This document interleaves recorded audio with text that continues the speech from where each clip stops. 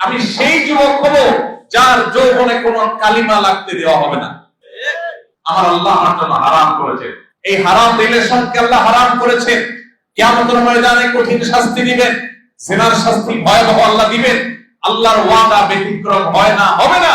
আল্লাহর ভয়ে আমার বন্ধুরা সবাই, আমার ক্লাসের সব সহপাঠীরা, তাদের প্রত্যেকের হারাম কাজের সঙ্গী আছে, অপকর্মের সাথী আছে, যেটাকে তারা গার্লফ্রেন্ড নাম দিয়েছে, যে তার জিনার সাথী।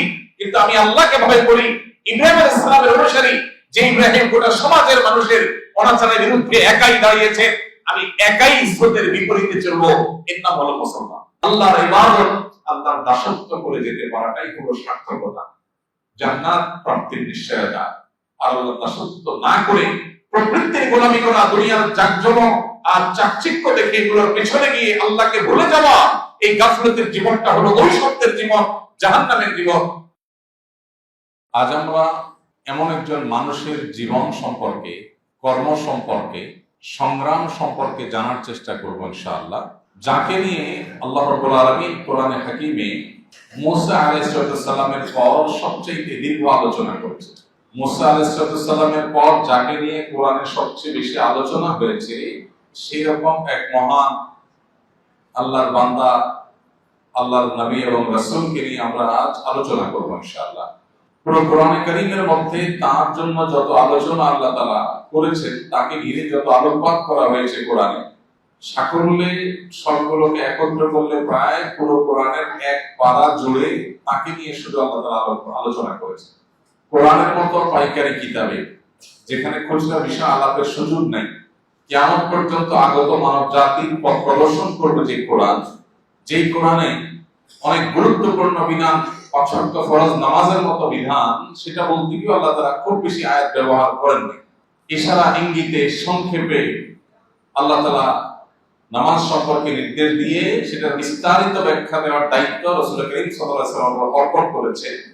কোরআনে যেখানে অতি গুরুত্বপূর্ণ বিষয়কেও এত সংক্ষেপে বলা হয়েছে, সেই কোরআনে যখন কোন নবী, কোন রাসূল, কোন ব্যক্তিকে নিয়ে কোরআনে কারীমের 30 ভাগের এক ভাগ, প্রায় এক পারা জুড়ে যদি কাউকে নিয়ে আলোচনা করা হয়, তাহলে বুঝতে হবে তার জীবন, তার দর্শন, তার আদর্শ, তার সংগ্রাম, তার কর্ম, এগুলো আমাদের জন্য শত সহস্রকরণ অগণিত শিক্ষা যোগায়, পথ প্রদর্শন করে, এবং সেটা আমাদের জন্য অতীব গুরুত্বপূর্ণ। না হলে আল্লাহ তাআলা এত আলোচনা একজনকে নিয়ে করতেন না।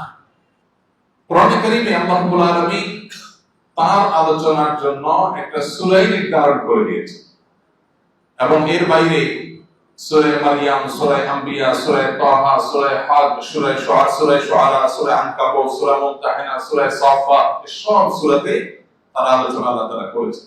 তিনি হলেন আল্লাহর হাবিব, আল্লাহর খলিল, আল্লাহর নবী, আল্লাহর রাসূল ইব্রাহিম আলাইহিস সালাতু ওয়াস সালাম। আমাদেরকে বড় বেশি ভালোবাসতেন তিনি। এই উম্মতের, অর্থাৎ উম্মতে মুহাম্মাদের পরম আপনজন, আমাদের স্বপ্নদ্রষ্টা ছিলেন, এবং তার সম্পর্কে আল্লাহ তাআলা কোরআনে বলেছেন মিল্লাতা আবিকুম ইব্রাহিম। আদর্শ আমাদের কি হওয়া উচিত, নীতি আমাদের কি হওয়া উচিত, ধর্ম আমাদের কি হওয়া উচিত, সে সম্পর্কে আল্লাহ তাআলা আমাদেরকে দিক নির্দেশনা দিয়ে বলেছেন যে ইব্রাহিম আলাইহিস সালাম যিনি তোমাদের পিতা, আল্লাহ বলেছেন যিনি তোমাদের পিতা, ইব্রাহিম আলাইহিস সালাম, তার মিল্লাত, তার ধর্ম, তার জীবন দর্শন, হুয়া সাম্মাকুমুল মুসলিমিন, তিনি সেই ব্যক্তি ইব্রাহিম আলাইহিস সালাম যিনি আমাদেরকে মুসলিম বলে নামকরণ করেছেন। আমরা যদি মুসলিম, এই নামকরণ করেছেন কে? ইব্রাহিম আলাইহিস সালাম। আমাদের নামটা রেখেছেন যিনি আমাদের স্বপ্নদ্রষ্টা ছিলেন, যাকে আল্লাহ তাআলা আমাদের পিতা বলে পরিচয় দিয়েছেন। মিল্লাতে আবিকুম বলতে মুসলিম জাতি, গোটা মুসলিম মিল্লাত, গোটা মুসলিম উম্মাহ কিয়ামত পর্যন্ত যারা আসবে সবার পিতা, নাকি আরবের যারা ছিলেন সে আরব জাতির পিতা? এখানে মুফাসসিরদের মধ্যে একাধিক মত আছে। অনেকে বলেছেন এখানে আরব জাতির পিতা বোঝানো হয়েছে, কারণ তার বংশধরদের মধ্যেই ইসমাঈল আলাইহিস সালাম, তার বংশ থেকেই মুহাম্মদ সাল্লাল্লাহু আলাইহি সাল্লাম এবং পরবর্তী প্রজন্মে এবং তার আগের প্রজন্মের যারা ছিলেন তারা এসেছেন, এই জন্য তাদেরকে লক্ষ্য করে বলা হয়েছে যে মিল্লাতা আবিকুম ইব্রাহিম। যদিও আয়াতের পরের অংশ হুয়া সাম্মাকুমুল মুসলিমিন, এখানে তিনি তোমাদের মুসলিম বলে নামকরণ করেছেন, এটা আরবদের জন্য খাস না, বরং এটা মুসলিম জাতিকেই আল্লাহ তাআলা উদ্দেশ্য করে বলেছেন যে তোমাদেরকে মুসলিম নামকরণ করেছেন। এজন্য তিনি আমাদের আদর্শিক পিতা, গোটা বিশ্বের মুসলমানদের আদর্শিক পিতাকে ইব্রাহিম আলাইহিস সালাম। আল্লাহ রাব্বুল আলামিন তার আলোচনা কোরআনে প্রিয় নবী সাল্লাল্লাহু আলাইহি সাল্লামের মক্কি জীবনের একেবারে শুরুর দিক থেকে, মক্কি জীবন থেকে নিয়ে শুরু করে মাদানী জীবনের শেষ পর্যন্ত তার আলোচনা আল্লাহ তাআলা নাযিল করেছে। কত গুরুত্বপূর্ণ হলে এটা সম্ভব হয়। নবী করিম সাল্লাল্লাহু আলাইহি সাল্লামের জীবনীকে দুই ভাগে ভাগ করা হয়, একটা মক্কি জীবন আর একটা হলো মাদানী জীবন। মক্কি জীবন বলা হয় নবী সাল্লাল্লাহু আলাইহি সাল্লামের জীবনের সেই বছরগুলোকে, যেই বছরগুলো তিনি মক্কায় কাটিয়েছেন নবুয়তের দায়িত্ব বুঝে পাওয়ার পর। আর মাদানী জীবন বলা হয় নবী আলাইহিস সালামের জীবনের সেই বছরগুলোকে, যে বছরগুলো তিনি হিজরত করে মদিনায় আসার পর থেকে ওয়াফাত পর্যন্ত অতিবাহিত করেছেন, সেগুলো হলো 10 বছর। আর মক্কাতে কাটানো বছরগুলো কতগুলো? মোট 43।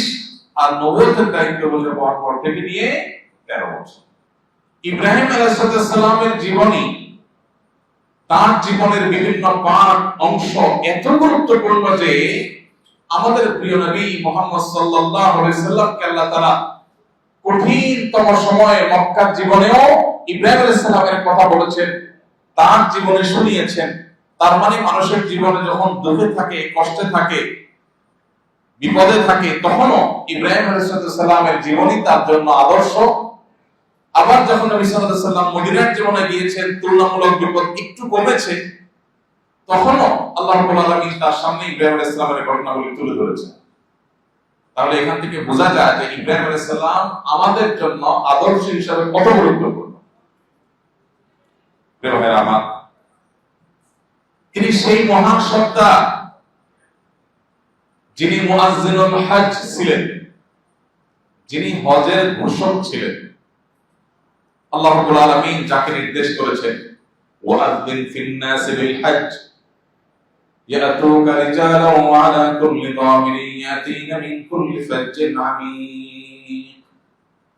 আল্লাহ বলেছেন, ইব্রাহিম, কাবা নির্মাণ শেষ হয়েছে, আপনি এবার বিশ্বের সব মানুষকে ঘোষণা দিন, ওয়াআযিন ফিন নাসি বিল হজ, লোকদিগকে, বিশ্ববাসীকে হজের ঘোষণা দিন।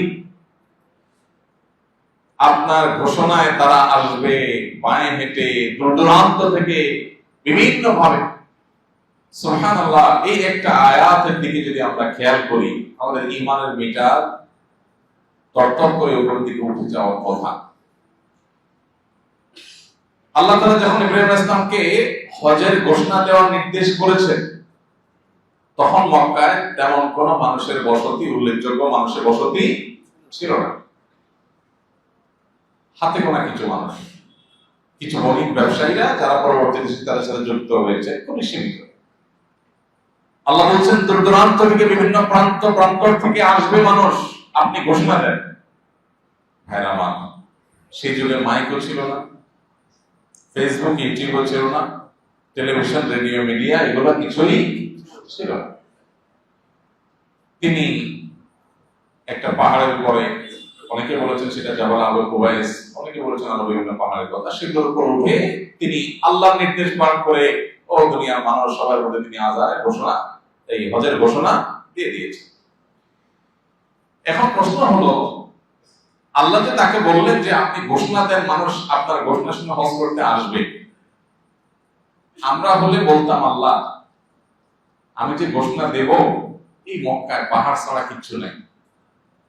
তখন তো বসতি ছিল না। প্রথম বসতি তার পরিবার, হাজার এবং ইসমাইল আলাইহিস সালাম, মা এবং দুধের শিশু, এই দুইজন হলো মক্কার প্রথম বসতি। তাদের আগে তারা যখন সেখানে বসতি স্থাপন করেন, তখন মক্কা শুধুমাত্র জঙ্গল আর পাহাড়, জনমানব শূন্য একটা উপত্যকা। এরপর সামান্য কিছু মানুষ তাদের সাথে এসে যুক্ত হয়েছে, যারা ব্যবসায়ী ছিলেন। সহিহ বুখারীতে বিস্তারিত বর্ণনা আছে, সে আলোচনা আমরা পরে আসবো। যে কথা আসছিলাম সেটা হলো, ইব্রাহিম ইসলামকে যে আল্লাহ বললেন আপনি ঘোষণা দেন, আপনার ঘোষণা শুনে মানুষ হজ করতে আসবে, এই বাইতুল্লাহ নামাজ পড়তে আসবে। বাহ্যিক দৃষ্টিকোণ থেকে এই নির্দেশের যৌক্তিকতাটা কি বুঝে আসছে মাথায় ধরে? এই মতনমানুষূন্য উপত্যকায় খালি গলায় ঘোষণা দিলে গোটা দুনিয়া থেকে মানুষ কিভাবে আসবে? আমাদেরকে যদি এরকম নির্দেশ দেওয়া হতো, আমরা হয়তো বলতাম আল্লাহ কেমন কথা, আমাদের বলতেছেন ঘোষণা দিতে সবাই আসবে, তো মাইক দেন, ফেসবুক দেন, ইউটিউব দেন, নেট কানেকশন দেন, তাহলে মানুষ কিভাবে ঘোষণা শুনবে? কিন্তু তিনি আল্লাহ রাব্বুল আলামিনের প্রতি এত বিশ্বাসী ছিলেন, ঈমান এত অটল ছিল, এত অবিচল ছিল, তার বিশ্বাস এত দৃঢ় ছিল। আল্লাহ যেহেতু ঘোষণা দিতে বলেছেন এবং এই ঘোষণার পর পৃথিবীর প্রান্ত প্রান্তর থেকে মানুষ আসবে, এটাও যেহেতু আল্লাহই বলেছেন, অতএব আমি আমার ঘোষণা দেই, কে শুনলো না শুনলো সেটা আমার দেখার বিষয় না। এর আওয়াজ আল্লাহ ঘরে ঘরে পৌঁছাবেন। ইব্রাহিম আলাইহিস সালামের হজের আহ্বান এখন পৃথিবীর প্রত্যেকটা অঞ্চলে, প্রতিটা জনপদে পৌঁছেছে না পৌঁছায়নি?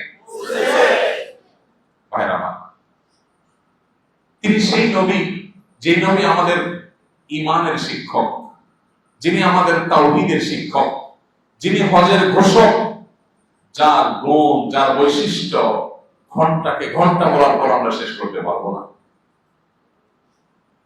তার নাম ছিল ইব্রাহিম, আর তার বাবার নাম কোরআনে যেটি বর্ণিত হয়েছে সেটি ছিল আযার। এটা নিয়ে অনেক আলাপ মুফাসসিররা করেছেন, আমরা সেদিকে না যাই। তিনি জন্মগ্রহণ করেছেন ইরাকের বাবিল নামক শহরে। কোরআনে একটা শহরের নাম এসেছে, সেটার নাম কি? বাবিল। এই ইরাকের বাবিল শহরে তিনি জন্মগ্রহণ করেছেন। তার মূল উপাধি বেশ একাধিক, আমরা সেটাও আলোচনা প্রসঙ্গে বলবো কি কি উপাধি আছে তার। এর ভিতরে তার একটা উপাধি হলো তিনি ছিলেন আবুল আম্বিয়া বা নবীদের পিতা। কার পিতা? সুবহানাল্লাহ। তিনি ছিলেন নূহ আলাইহিস সালাম, নূহ ইসলামের ছেলে সাম ইবনে নূহ এর বংশধর। ইব্রাহিম আলাইহিস সালামের পর থেকে মুহাম্মদ সাল্লাল্লাহু আলাইহি সাল্লাম পর্যন্ত পৃথিবীতে যত নবী, যত রাসূল এসেছেন, এই সমস্ত হাজার হাজার নবী রাসূলদের সবাই এসেছেন ইব্রাহিম আলাইহিস সালামের একা ওনার বংশ থেকে। আল্লাহ রাব্বুল আলামিনের কাছে কত প্রিয় হলে, আল্লাহর কত ভালোবাসার মানুষ হলে, তার বংশ থেকেই পৃথিবীতে তার আগে নবী রাসূল যারা হয়েছেন তারা তো বিভিন্ন তার পূর্বের বংশের বিভিন্ন বংশ থেকে হয়েছে, তো তার পরে যারা এসেছেন তার 100% নবী রাসূলরা, সকল নবী রাসূলরা, ইহুদিদের সমস্ত নবী রাসূলরা, খ্রিস্টানদের নবী, আমরা যাকে নবী হিসেবে স্বীকৃতি দেই, আল্লাহ নবী ঈসা আলাইহিস সালাম, আমাদের নবী মুহাম্মদ সাল্লাল্লাহু আলাইহি সাল্লাম, সমস্ত নবী রাসূলরা যার বংশে জন্মগ্রহণ করেছেন তিনি হলেন ইব্রাহিম আলাইহিস সালাম। ভাইরা আমার, কোরআনে কারীমে আল্লাহ রাব্বুল আলামিন 25 জন নবীর নাম উল্লেখ করেছেন। কতজন? 25 জন। আল্লাহর নবী রাসূলের সংখ্যা আরো অনেক, কিন্তু কোরআনে উল্লেখিত হয়েছে যাদের নাম, তারা কতজন? 25 জন। এই 25 জন নবীর মধ্যে 5 জন নবী আছেন যাদেরকে কোরআনে আল্লাহ রাব্বুল আলামিন উলুল আজমি মিনার রাসূল বলে সম্বোধন করেছেন। কি বলেছেন? উলুল আজম। উলুল আজম মানে কি? উলুল আজম মানে হলো দৃঢ় প্রত্যয়ী, যাদের প্রত্যয় ছিল সুদৃঢ়, যারা তাদের আদর্শে ছিলেন অটল অবিচল, চুল পরিমাণ তারা তাদের আদর্শ থেকে বিচলিত হন নাই। অনেক কঠিন পরীক্ষা যাদের জীবনে গেছে, কিন্তু তারা প্রত্যয়ী ছিলেন, দৃঢ় প্রত্যয়ী ছিলেন।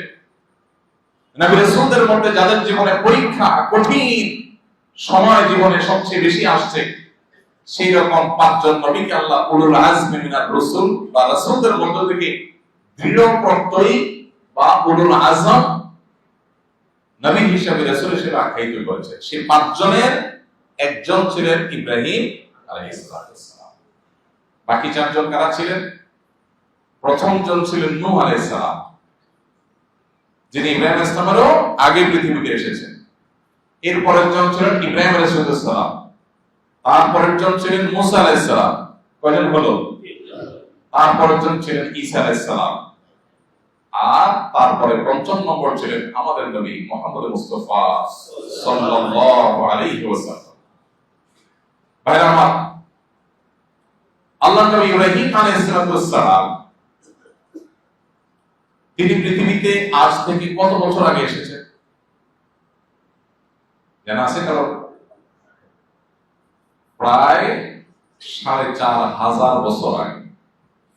আল্লাহ রাব্বুল আলামিন তাকে এত বেশি বৈশিষ্ট্য দিয়েছে, এত মর্যাদা দিয়েছে, কোরআনের পাতা পাতায় আপনার ইব্রাহিম ইসলামের ঘটনা আলোচনা শুনতে পাবেন। এত বেশি আল্লাহ তাআলা তাকে ভালোবাসতেন, 5 ওয়াক্ত নামাজে, প্রত্যেক ফরজ নামাজে, প্রত্যেক নফল নামাজে, প্রত্যেক সুন্নাত নামাজে, প্রত্যেক ওয়াজিব নামাজে, সকল সালাতে আল্লাহ রাব্বুল আলামিন আমাদের নবীর প্রতি দরুদ প্রেরণ করাটাকে যখন আমাদের জন্য নামাজের অংশ করে দিয়েছেন, সেখানে ইব্রাহিম আলাইহিস সালামের জন্য দরুদ পাঠ করাটাকেও আমাদের জন্য নামাজের অংশ করে দেওয়া হয়েছে। আমরা যে নামাজের দরুদ পড়ি, এটার নাম কি ভাই? দরুদ ইব্রাহিম। কেন দরুদ ইব্রাহিম নামকরণ করা হয়েছে? কারণ এই দরুদে মুহাম্মদ সাল্লাল্লাহু আলাইহি ওয়াসাল্লামের প্রতি দরুদ প্রেরণ করার পাশাপাশি ইব্রাহিম আলাইহিস সালাম এবং তার বংশধরদের প্রতিও দরুদ প্রেরণ করা হয়। দরুদ প্রেরণ করা মানে কি ভাই? রহমতের দোয়া করা। দরুদ প্রেরণ করা মানে কি? রহমতের দোয়া করা। আল্লাহ যেন অনুগ্রহ নাযিল করেন। আল্লাহ তো তার রাসূলের প্রতি অনুগ্রহ এমনি নাযিল করবেন, মাঝখান থেকে আমি বলে আল্লাহর কাছ থেকে বেনিফিট পেয়ে যাব। ভাইরা আমার, ইব্রাহিম আলাইহিস সালামের 1 নম্বর বৈশিষ্ট্য হলো তাহলে তিনি উলুল আযম নবী ছিলেন, দিনের মধ্যেই 5 সেরা শ্রেষ্ঠ নবীদের একজন ছিলেন। তার আরেকটা বৈশিষ্ট্য হলো, আমরা যে বাইতুল্লাহ হজ করার জন্য যাই, তওয়াফ করার জন্য যাই, এই বাইতুল্লাহ নির্মাতা ছিলেন। কত বড় সৌভাগ্যের বিষয়! আমরা যদি একটু চিন্তা করি, কল্পনা করি, তো হয়তো আমাদের সকল হিসাব নিকাশ ক্যালকুলেশন সব থেমে যাবে। কিভাবে থেমে যাবে? আমরা জানি বাইতুল্লাহ এটা পৃথিবীর প্রথম ঘর, যেটা আল্লাহর ইবাদতের জন্য, উপাসনার জন্য নির্মাণ করা হয়েছে। উপাসনা ইবাদতের ঘর হিসাবে যে আলাদা ঘর হয়, পৃথিবীতে এই ধারণা এনেছে কিসে? বাইতুল্লাহ। আল্লাহ রাব্বুল আলামিন কোরআনে কারীমে বলেছেন, ইন্না আউওয়ালা বাইতুন উদিআ লিন-নাসি লাল্লাযী বিবাক্কাতা।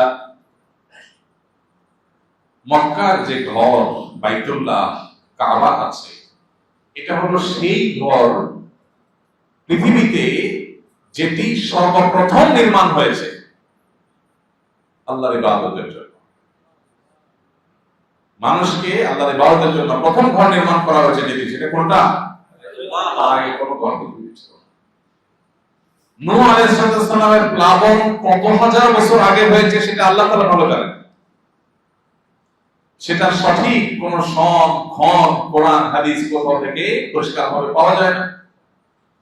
সেই নূহ আলাইহিস সালামের প্লাবনের সময় গোটা পৃথিবী যখন নিমজ্জিত হয়েছিল, তখন সেই প্লাবনে মাটি কাদার নিচে এই বাইতুল্লাহ চাপা পড়ে গিয়েছিল এবং শত সহস্র বছর ধরে সেটি চাপা পড়ে থাকার কারণে মানুষ আর সেটার কোনো সন্ধান পায়নি। আল্লাহ তাআলা ইব্রাহিম আলাইহিস সালামকে নির্দেশ করেছেন। কি নির্দেশ? তার স্ত্রী হাজার এবং দুধের শিশু ইসমাইলকে নিয়ে মক্কায় যাওয়ার জন্য। মক্কায় তিনি যাওয়ার পর নিজের পরিবারকে রাখলেন কোথায়? মক্কায় এই যে সাফা মারওয়া দুটি পাহাড়, এই এলাকাতে তাদেরকে রাখলেন, কোন একটা পাহাড়ে রাখলেন। আল্লাহ নির্দেশ করেছে, নিয়ে আসছেন ফ্যামিলিকে, কিন্তু এখানে কোনো মানুষ নেই, কোনো পশু পাখিও নেই, শুধু উপত্যকা আর উপত্যকা, এমনকি পানির ব্যবস্থাও খাওয়া বদলের কথা সেখানে রেখে যখন চলে যাচ্ছে, তার স্ত্রী ইসমাইল আলাইহিস সালামের মা হাজার জিজ্ঞাসা করলেন, আপনি যে আমাদেরকে এখানে রেখে, কোনো মানুষ নাই জন নাই, এখানে এই ভুতুড়ে পাহাড়ে রেখে চলে যাচ্ছেন, এটা কি আল্লাহর নির্দেশ? কারণ তিনি জানতেন ইনি আল্লাহর রাসূল, আল্লাহর নির্দেশে বাইরে কিছু করেন না, ওহী ছাড়া কোনো কাজ করেন না। তো জানতে চাইলেন এটা কি আল্লাহর নির্দেশ কিনা। তখন তিনি মাথা নাড়িয়ে সায় দিয়ে জানালেন, হ্যাঁ এটা আল্লাহর নির্দেশ। পিছনে ফিরে তাকালেন না, যদি বাচ্চার দিকে তাকে আবার মায়া লাগে আল্লাহর নির্দেশ পালন করতে না পারে। মাথা সায় দিলেন, মা হাজার নিশ্চিন্ত হয়ে গেলেন, আল্লাহর নির্দেশ, তাহলে আর চিন্তা নেই, আপনি যান। কি মা ছিল, কি মহিলা ছিলেন, কি ঈমান ছিল। এরপরে ব্যবস্থা চলে গেলেন, শিশু ইসমাইলকে নিয়ে। বুকের দুধ শুকিয়ে যায়, খাবার নাই, ভুতুড়ে জায়গা, পানি নাই। সাফা থেকে মারোয়া, মারোয়া থেকে সাফা, একবারে পাহাড় থেকে দৌড়াবে, পাহাড়ের উপরে উঠে আশপাশে কোথাও পানি দেখা যায় কিনা, না কোথাও পানি নেই। এভাবে 7 বার তিনি সাফা এবং মারওয়া চক্কর দিলেন পানির সন্ধানে।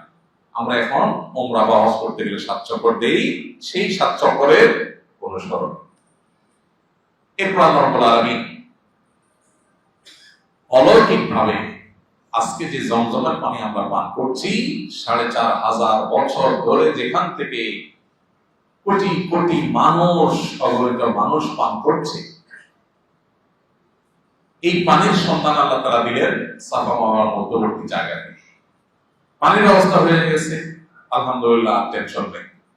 যখন পানির সেখানে আল্লাহ তাআলা অলৌকিকভাবে পানি সেখান থেকে বের করলেন। সাধারণত মরুভূমি বা পাহাড়ি অঞ্চলে, উপত্যকার অঞ্চলে কোথাও পানি থাকলে সেখানে পাখিদের ঝাঁক থাকে, বনে জঙ্গলে কোথাও পানি থাকলে সেখানে পশুদের ঝাঁক থাকে। এখানে যেহেতু পানি পাওয়া গেছে, পাখিরা বিভিন্ন জায়গা থেকে এসে পানি পান করবে। কোন একটা মুসাফিরদের দল যারা কোন দেশে ব্যবসা বাণিজ্য করতে গেছে, সেখান থেকে যাচ্ছিল, তারা দেখছিল যে দূর থেকে কোথাও পাখি উড়াচড়া করছে। তখন তারা বললেন এখানে পানি আছে। আসলেন তারা, কাছাকাছি এসে দেখে, আরে সর্বনাশ, শুধু পানি না, একটা ছোট ফুটফুটে দুধের বাচ্চা নিয়ে একজন মহিলা আছে। তারা এলাকাটা দেখে খুব পছন্দ করলো। আসলে সব তো আল্লাহ তাআলার হিকমত, আল্লাহই তাদের বান্দাদেরকে পাঠাচ্ছে। বললেন যে আমরা এখানে বসবাস করতে চাই। ওই তিনি একা একা, আল্লাহ পাঠিয়ে দিয়েছেন, আমরা এখানে বসবাস করতে চাই, আপনি অনুমতি দিবেন কিনা। দেখেন সেই যুগের মানুষের মধ্যেও কি ম্যানার্স ছিল, যে উনি যেহেতু আগে এখানে আছেন, অতএব এখানে থাকতে হলে ওনার পারমিশন নিতে হবে। ওনার পারমিশন নিলেন, উনি বললেন থাকতে পারো, তবে পানির ব্যাপারটা, পানি এটা আমার, অর্থাৎ আমার নিয়ন্ত্রণে থাকবে। তিনি দিলে পান করবেন, না দিলে না পান করবেন, কারণ অনেক কষ্ট করে জিনিসটা আবিষ্কার করেছেন। এরপর তারা সেখানে বসবাস শুরু করলো, মক্কা আবাদ করা শুরু হয়ে গেল। ভাইরা আমার, ইব্রাহিম ইসলামের আলোচনা আসলে একদিন সকাল থেকে বিকাল পর্যন্ত হওয়া দরকার। শুরু করতে করতে 2-4 ঘন্টা লাগবে। এত কথা এক পারা, যেখানে কোরআনে আল্লাহ তাআলা কথা বলেছেন, সেটা আমরা আধা ঘন্টা 1 ঘন্টা কেমনে বলবো, তারপরে সংক্ষিপ্ত বলা। এই যে মক্কা আবাদ করা শুরু হলো, যে মক্কায় কোনো মানুষ ছিল না, যে মক্কায় কোনো মানুষ ছিল না, সে মক্কা ভুতুড়ে নগরী, যেখানে জনমানব শূন্য উপত্যকা ছিল, বাইতুল্লাহ যেখানে মাটির নিচে চাপা পড়ে গেছে, সেখানে ইব্রাহিম ইসলামের স্ত্রী হাজার এবং ছেলে ইসমাইলকে দিয়ে আল্লাহ তাআলা আবাদ করা শুরু করলেন।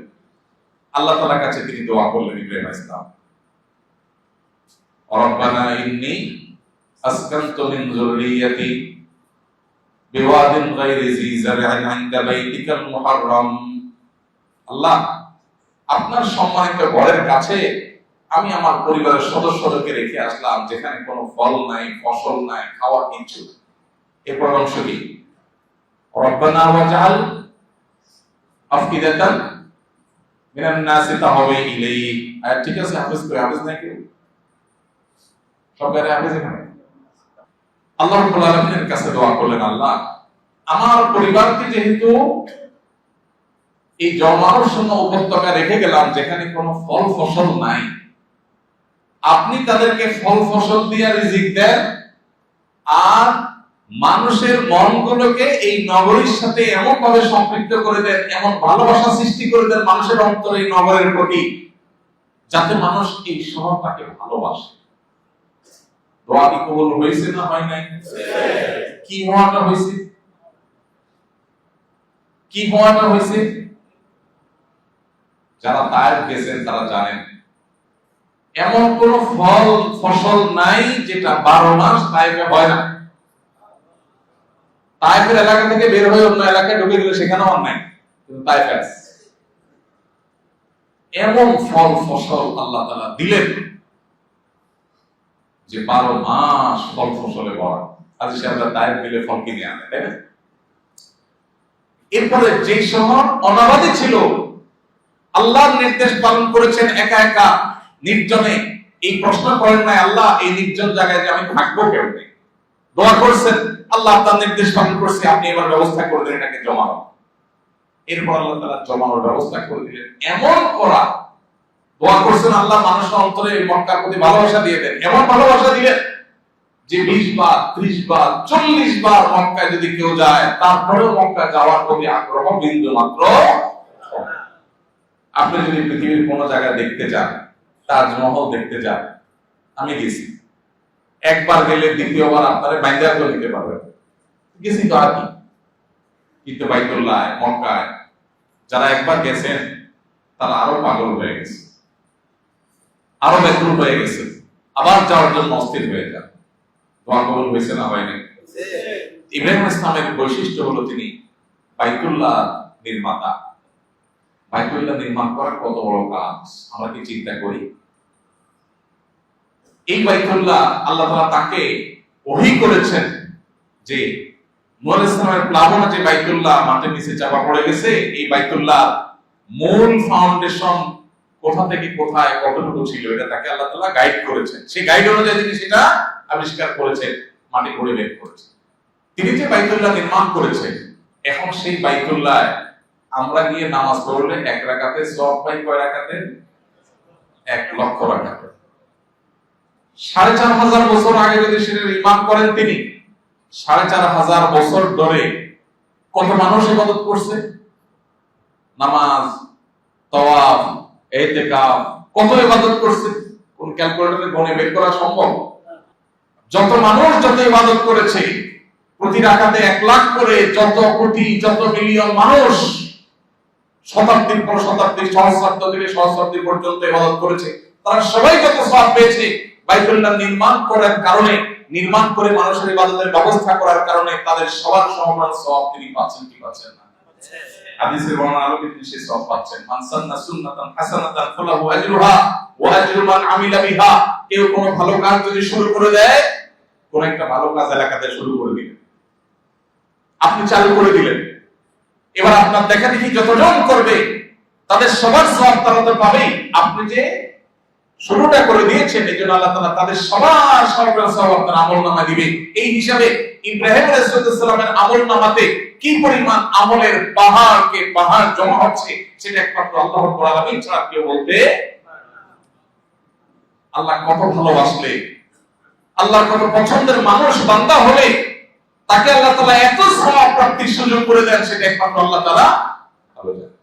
ভাইরা আমার, ইব্রাহিম আলাইহিস সালাম কাবা নির্মাতা, হজের ঘোষক, হজের সূচনাকারী, কত কত ভালো কাজ, কত কত নেক কাজ আল্লাহ তাআলা তাকে দিয়ে পৃথিবীতে শুরু করেছে। তিনি আল্লাহ তাআলার খলিল ছিলেন। আল্লাহ বলেছেন ওয়াত্তাখাযাল্লাহু ইব্রাহিম খলিলা। আল্লাহ তাআলা ইব্রাহিমকে বন্ধু হিসেবে গ্রহণ করেছেন। সুবহানাল্লাহ।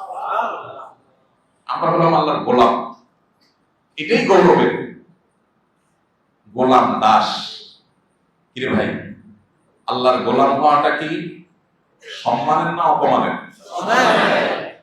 মানুষ মানুষের গোলাম হলে সেটা অপমানের হয়, তাই না?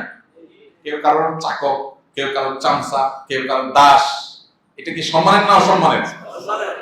আল্লাহর গোলাম হওয়াটা কিসের? কিভাবে কিভাবে সম্মানের? আবার একটা ছোট উদাহরণ দেই। কেউ যদি কারোর বিভিন্ন কাজ কাম গোছায় গাছায় দেয়, আগায় জোগায় দেয়, সহযোগিতা করে ব্যক্তিগতভাবে। এলাকার চেয়ারম্যান সাহেবের যদি এরকম কাজ গোছানোর কাজটা করে, মানে ওনার কাজগুলো আগায় যোগায় দেয়, এটারে আমাদের দেশে কি বলে, ভালোভাবে বললে বলে পিএস, আর আসলটা বললে কি বলে, চামচা। আচ্ছা, এই একই কাজ যদি প্রধানমন্ত্রী করে, প্রেসিডেন্টের অফিসে যদি চাকরি করে এবং ওনার কাজগুলো আগায় যোগায় দেয়, তার নাম কি? নাম হয়তো একই হতে পারে, কিন্তু মর্যাদাটা কি? প্রেসিডেন্টের পিএস, প্রেসিডেন্টের একান্ত সচিব, তার ঠেলার চোটে ডিসিএসপিও থরথর করে কাঁপে। প্রেসিডেন্টের আগায় যোগায় দিলে বা তার একান্ত ব্যক্তিগত কাজ কাম করে দিলে, যদি প্রেসিডেন্ট হওয়ার কাজ হওয়ার কারণে যদি তার মর্যাদা বেড়ে যায়, স্বয়ং আল্লাহ রাব্বুল আলামিনের দাস হওয়াটা অনেক বড় গৌরবের বিষয়। সেখানে আল্লাহ তাআলা ইব্রাহিম আলাইহিস সালামকে শুধু দাস না, শুধু বান্দা না, বন্ধু হিসেবে ঘোষণা করেছেন। কত প্রিয় মানুষ হবে এটা সম্ভব হয়? নবী করিম সাল্লাল্লাহু আলাইহি ওয়াসাল্লাম হাদিস রয়েছে, তিনি বলেছেন আল্লাহ তাআলা ইব্রাহিম আলাইহিস সালামকে বন্ধু রূপে গ্রহণ করেছেন এবং আমাকেও আল্লাহ তাআলা বন্ধু ঘোষণা করেছেন, খলিল ঘোষণা করেছেন। একই উপাধি আল্লাহ তাআলা আমাদের রাসূলকেও দিয়েছেন সাল্লাল্লাহু আলাইহি ওয়াসাল্লাম। ইব্রাহিম আলাইহিস সালামের আরেকটা বৈশিষ্ট্য হলো তিনি আবুল আম্বিয়া বা সকল নবীদের পিতা ছিলেন। সকল নবীদের মধ্যে তার পরে যারা আসছেন তার আগের না, তাদের সবাই তার বংশধরদের মধ্যে দেখেছে। তিনি সেই নবীদের একজন, কোরআনে যার আলোচনা সবচেয়ে বেশি এসেছে। তিনি ছিলেন এমন ইমাম, এমন নেতা, এমন অনুসরণীয় ব্যক্তিত্ব, যাকে খুব আল্লাহ রাব্বুল আলামিন অনুসরণীয় বলেছেন। আল্লাহ বলেছেন ইন্না ইব্রাহিমা কানা উম্মাহ, নিশ্চয়ই ইব্রাহিম ছিলেন উম্মাহ। ইব্রাহিম কি ছিলেন? উম্মাহ ছিলেন। উম্মাহ মানে কি? উম্মাহ বলতে এখানে বোঝানো হয়েছে এই ইমামান ইউক্তাদা বিহি। ইব্রাহিম ছিলেন এমন নেতা যাকে অনুসরণ করা হয়। পৃথিবীতে এত বেশি অনুসরণ করা হয় এরকম আরেকটি মানুষ আপনি দেখাতে পারবেন না। গোটা পৃথিবীতে সবচেয়ে বেশি ফলোয়ার যার, সবচেয়ে বেশি ভক্তি করে, ভক্ত যার, ভালোবাসে যাকে সবচেয়ে বেশি, তার নাম হলো ইব্রাহিম আলাইহিস সালাম। তার চেয়ে বেশি ফলোয়ার্স পৃথিবীতে তার কারণ নেই। ইহুদিরা ইব্রাহিম আলাইহিস সালামকে ভালোবাসে,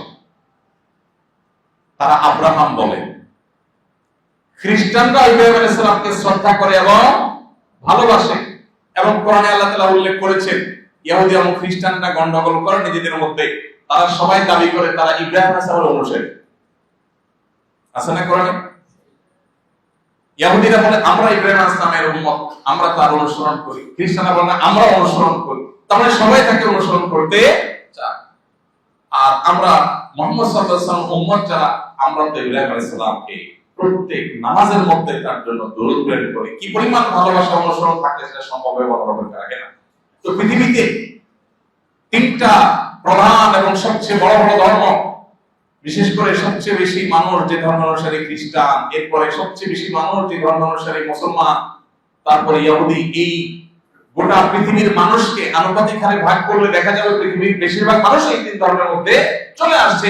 এই তিন ধর্মের মানুষ যদি কাউকে অনুসরণ করে, ভালোবাসে, ফলো করে, তাহলে তার চাইতে বেশি ফলোয়ার, তার চাইতে বেশি ভক্ত পৃথিবীতে আর কারোর হতে। এই জন্য আল্লাহ বলেছেন ইন্না ইব্রাহিমা কানা উম্মাহ, ইব্রাহিম উম্মাহ ছিলেন। ইব্রাহিম কি ছিলেন? উম্মাহ ছিলেন। উম্মার আরো ব্যাখ্যা আছে, অর্থ আছে, একটা বললাম। ভাই আমার ইব্রাহিম আলাইহিস সালামের বৈশিষ্ট্যের মধ্যে থেকে আরেকটা হলো তিনি মানুষকে সৎ এবং সুন্দরের পথে সবচেয়ে বেশি পথ নির্দেশ করে গিয়েছেন, এবং সকল ভালো গুণাবলী আল্লাহ তাআলা তাকে অর্জন করার এমন ভাবে তৌফিক দিয়েছেন যে নামাজের মধ্যে তার জন্য দরুদ প্রেরণ করতে। তিনি আমাদেরকে মুসলিম নামকরণ করেছেন, এবং তিনি সেই মানুষ যিনি আমাদের নবীর আগমনের জন্য আল্লাহর কাছে দোয়া করেছেন। কোরআনে কারিমে কয়েক জায়গায় সে দোয়া বর্ণিত হয়েছে। সূরা বাকারার একাধিক জায়গায় আল্লাহ তাআলা তার সে দোয়া বর্ণনা করেছেন। তিনি দোয়া করেছেন কি, ও আল্লাহ, আমার বংশধরদের মধ্যে আমার পরবর্তী প্রজন্মের মধ্যে, আমার সন্তান সন্ততির মধ্যে এমন একজন রাসূলকে পাঠান যিনি মানুষকে আপনার আয়াত পড়ে শোনাবে, মানুষকে পরিশুদ্ধ করবে, সংশোধন করবে, ভালো মানুষ বানাবে এবং তাদেরকে কিতাব এবং হিকমতের শিক্ষা দিবে। আপনি এরকম একজন রাসূল পাঠান। আল্লাহ পরবর্তীতে তার জবাবে বলেছেন যে আল্লাহ ইব্রাহিম আলাইহিস সালামের দোয়া কবুল করে এই উম্মতের মাঝে সেই রাসূল পাঠিয়েছেন যিনি ওই তিনটা কাজ, মানুষকে আত্মশুদ্ধি করা, কোরআন এবং সুন্নাহ, কোরআনের আহ্বান মানুষের কাছে পৌঁছে দেওয়া এবং কিতাব এবং হিকমত, কোরআন এবং সুন্নাহ তালিম দেওয়ার কাজ আঞ্জাম দেন। তার নাম কি? মুহাম্মদ মুস্তাফা সাল্লাল্লাহু আলাইহি ওয়াসাল্লাম। ভাইরা আমার, ইব্রাহিম আলাইহিস সালামের জীবনে দাওয়াতের কাজ তিনি কিভাবে করেছেন সেটার আলোচনাই কোরআনের সবচেয়ে বেশি। আসলে এবার আমরা ইব্রাহিম আলাইহিস সালামের দাওয়াতের কাজে প্রবেশ করি। কিভাবে তিনি দাওয়াতের কাজ করেছেন? ইব্রাহিম আলাইহিস সালামের দাওয়াতের কাজে তিনি অত্যন্ত বিনয়ী এবং বিনম্র ছিলেন এবং কৌশলী ছিলেন। তার বাবা এবং তার বংশের লোকজন, এলাকার লোকজন, পাড়া প্রতিবেশী, তাদেরকে দাওয়াত দেওয়ার জন্য তিনি সবচেয়ে বেশি ব্যাকুল ছিলেন। বাবাকে দাওয়াত দিতে গিয়ে তিনি বলেছেন ইয়া আবাতি। ইয়া আবাতি মানে কি? হে আমার প্রিয় বাবা, হে আমার প্রিয় বাবা। এইভাবে সম্বোধন করে বাবার প্রতি শ্রদ্ধা জ্ঞাপন করেছেন। যেই বাবা তাকে বলেছেন তুমি তোমার এই সমস্ত কথা বন্ধ করো, তোমার এই সমস্ত ধর্মের দাওয়াত দেওয়া বন্ধ করো, না হলে তোমাকে আমি পাথর মেরে শেষ করবো, এলাকা ছাড়ো। যেই বাবা রূঢ় আচরণ করেছেন তিনি সেই বাবাকে বলছেন ইয়া আবাতি, হে আমার প্রিয় বাবা। একজন দায়ী, আমরা যখন ইসলামের কথা কাউকে বলবো, আমরা যখন ভালো কাজের কথা মানুষকে বলবো, আমাকে যদি মানুষ কটু কথাও বলে আমার মুখে কটু কথা মানাবে। আমি যেহেতু দাওয়াতের কাজ করছি অতএব আমি কোমল ভাবে দাওয়াতের কাজ করবো। এই জন্য আল্লাহ তাআলা কোরআনে কারীমে মুসা এবং হারুন আলাইহিস সালামকে বলেছেন ফাকুলা লাহু কাওলান লাইয়িনা, আপনারা দোনো ভাই গিয়ে ফেরাউনের মতো কাট্টা কাফেরকে ও কথা যখন বলবেন কোমল ভাবে বলবেন। এজন্য ইসলামের কথা, দাওয়াতের কথা আমরা মানুষকে যখন বলবো তখন বিনয় এবং কোমলতার সাথে বলতে হবে। ইব্রাহিম আলাইহিস সালামের জীবন থেকে সেই শিক্ষা পাওয়া যায়। শুধু তাই নয়, তিনি বাবার প্রতি এতটা অনুগত সন্তান ছিলেন। বাবা মুশরিক ছিলেন, শিরকে লিপ্ত ছিলেন। বাবা তাকে পাথর মেরে হত্যা করতে চেয়েছেন, এলাকা ছাড়া করতে চেয়েছেন। এরপরও তিনি বাবাকে এত শ্রদ্ধা করে দাওয়াত দিয়েছেন, সে কথা শুনে নাই বাবা। তারপরেও বলছেন বাবা আমি তোমার জন্য আল্লাহর কাছে অবশ্যই ক্ষমা চাইবো, আল্লাহ যেন তোমাকে মাফ করেন। যদিও আল্লাহ তাআলা পরবর্তীতে তাকে তাম্বিহ করেছেন মুশরিকের জন্য ক্ষমা চাওয়া যায় না, কিন্তু তিনি সেই তাম্বিহ যখন জানতেন না, আল্লাহ নিষেধাজ্ঞা আসার আগে তিনি বাবার জন্য ক্ষমা চাওয়ার কথা পর্যন্ত বলেছেন। এরপরে তার এলাকার লোকজনকে যখন দাওয়াত দিয়েছেন তাদেরকে বলেছেন দেখো তোমরা মূর্তি পূজা করো না, তোমরা প্রতিমা পূজা করো না, তোমরা কোন মানুষের পূজা করো না, কোন সৃষ্টির পূজা করো না। তোমরা পূজা করবে, ইবাদত করবে, উপাসনা করবে কার? একমাত্র আসমান জমিনের মালিকের আল্লাহর ইবাদত করবে, আর কারণ নয়। তাওহীদের এই শিক্ষা বারবার তিনি দিয়েছেন, কিন্তু যতবার দিয়েছেন তাদের তেড়ামি, তাদের গোলামি, তাদের হটকারিতা সেটা আরো বেড়েছে। তারা যখন আকাশের তারকা পূজা করত তিনি তাদেরকে বোঝাবার জন্য অসাধারণ উপায়ে অত্যন্ত কৌশলের সাথে তাদেরকে দাওয়াত দিলেন। আকাশের তারকা দেখে যখন তিনি বললেন এই তারকা রব, কিছুক্ষণ পরে যখন তারকা ডুবে যায় আকাশে, তারকা কি সারা রাত দিন 24 ঘন্টা থাকে আকাশে? যখন তারকা ডুবে গেল তিনি বললেন যে যে ডুবে যায় সে আবার আমার রব কিভাবে হয়? যে নিজে হারায় যায় সে আবার কি সে সৃষ্টিকর্তা হতে পারে? এরপরে তিনি বললেন চাঁদ এটা তো অনেক বড়, অনেক আলো দেয়, তাহলে এটা রব হতে পারে কিনা? এরপর যখন চাঁদও ডুবে গেল বললেন না যে ডুবে যায় সে তো রব হতে পারে না। সূর্যের বেলা একই কথা বললেন, আমল করবে। এটার উপরে আমল আমাদের নবী সাল্লাল্লাহু আলাইহি সাল্লাম করেছেন। ইব্রাহিম ইসলাম যেটা করেছেন তার সুন্নতের উপরে আমল করেছেন কে? আমাদের নবী মুহাম্মদ সাল্লাল্লাহু আলাইহি সাল্লাম। কোথায়? উহুদের যুদ্ধের পরে, যেটাকে গজওয়ায়ে হামরাউল আসাদ বলা হয়। উহুদের যুদ্ধের পর মক্কার মুশরিকরা একটা গুজব ছড়াই দিল মুসলমানদের মধ্যে ভয় সৃষ্টি করবার জন্য। এমনি এই যুদ্ধে মুসলমানরা নানা দিক থেকে পর্যদস্ত হয়েছে, 70 জন সাহাবী শাহাদাত বরণ করেছে, অনেক মূল্যবান ব্যক্তিকে মুসলমানরা হারাইছে, রাসূল আকরাম সাল্লাল্লাহু আলাইহি ওয়াসাল্লামের দাঁত মোবারক ভেঙে গেছে, বিপর্যস্ত হয়েছে, মন ভাঙা, মন মরা, মনে কষ্ট নিয়ে মদিনায় ফিরছে।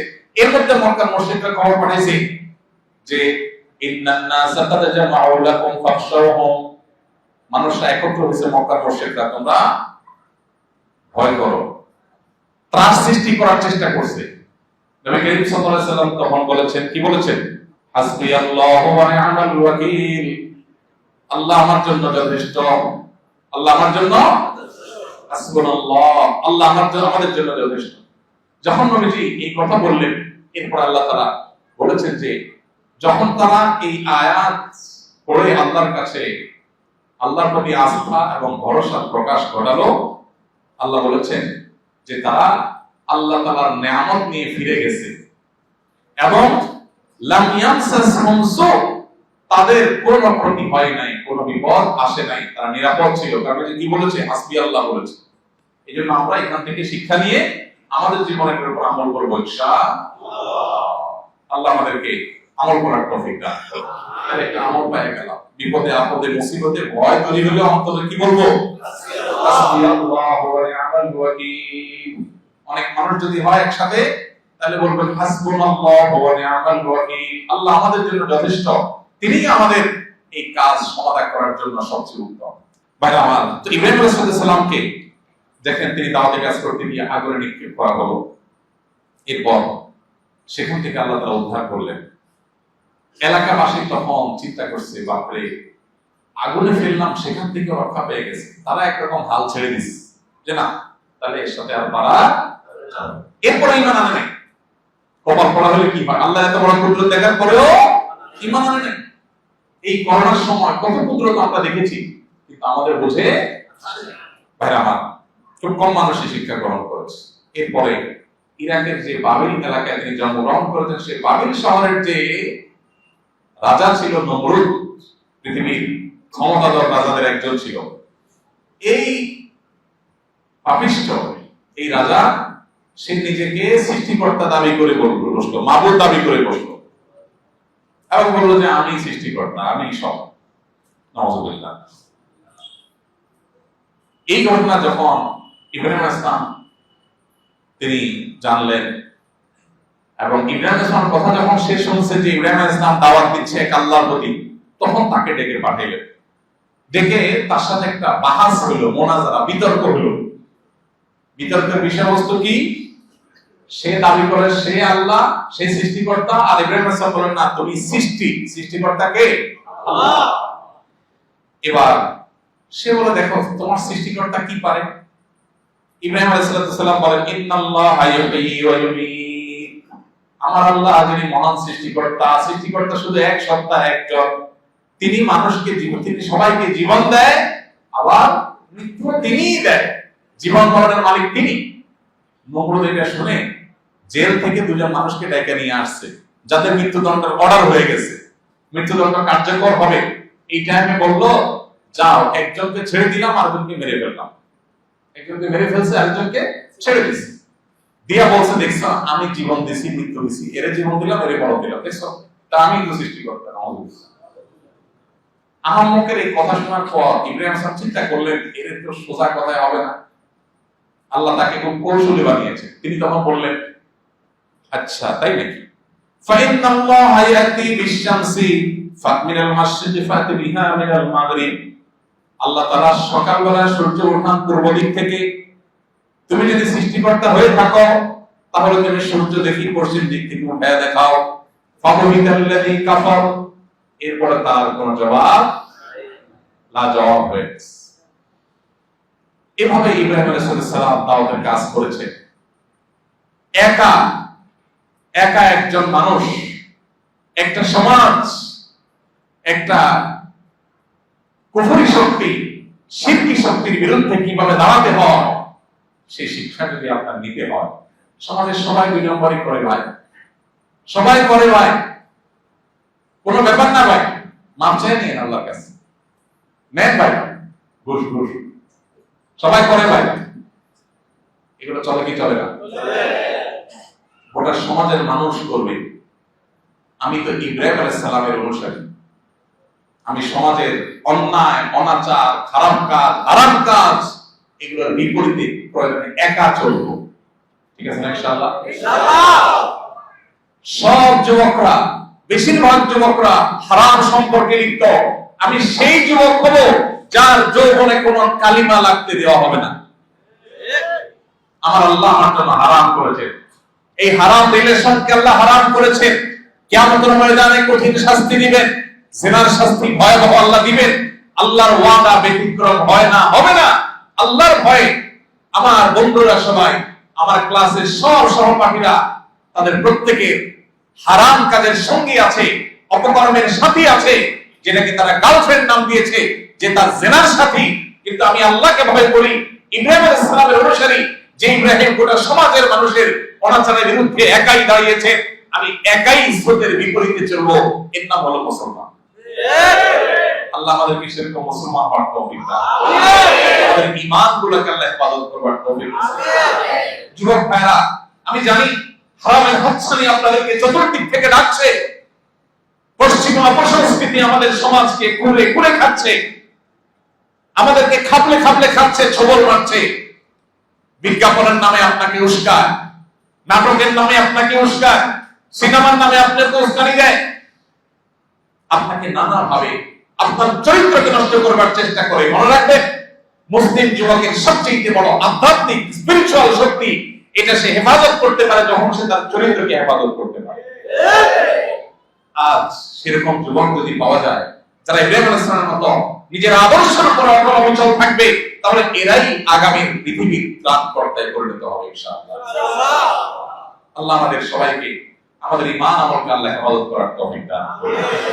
ইব্রাহিম আলাইহিস সালামের জীবনের প্রতিটা লাইনে লাইনে আমাদের জন্য কিভাবে শিক্ষা আছে, সেটা নিয়ে ঘন্টা আলোচনা করে শেষ করা যাবে। ভাইরা আমার, আল্লাহ নবী ইব্রাহিম আলাইহিস সালাম নমরুদের সাথে যখন কথোপকথন হলো, সেখানেও নমরুদ যখন হার মেনে গেল, তখন ইব্রাহিম আলাইহিস সালামের বিরুদ্ধে তারা নানাবিধ ষড়যন্ত্র আনা শুরু করলো, যে না, যে কোনো ভাবে তাকে মারতে হবে।